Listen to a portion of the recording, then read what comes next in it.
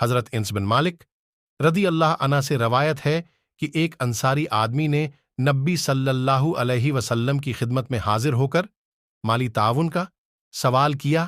آپ نے فرمایا، کیا تمہارے گھر میں تمہاری کوئی چیز موجود ہے؟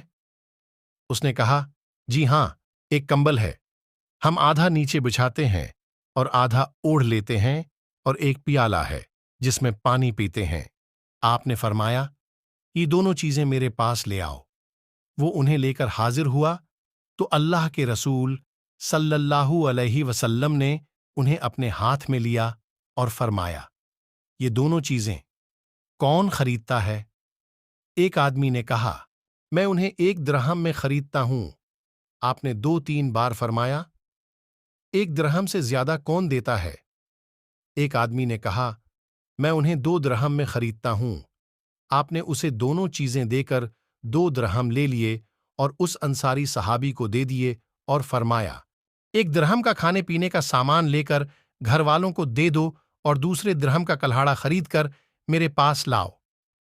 اس نے ایسے ہی کیا۔ رسول اللہ صلی اللہ علیہ وسلم نے کلہاڑا لے کر اس میں اپنے ہاتھ سے دستہ لگایا اور فرمایا، جاؤ جنگل سے ایندھن کی لکڑیاں لایا کرو اور بیچ کر ضروریات پوری کرو، اور 15 دن تک میں تمہیں نہ دیکھوں۔ وہ ایندھن لا کر بیچنے لگا۔ اس کے بعد وہ حاضر ہوا تو اس کے پاس 10 درہم جمع ہو چکے تھے۔ آپ نے فرمایا، کچھ رقم کا کھانے کا سامان خرید لو اور کچھ رقم کا کپڑا خرید لو۔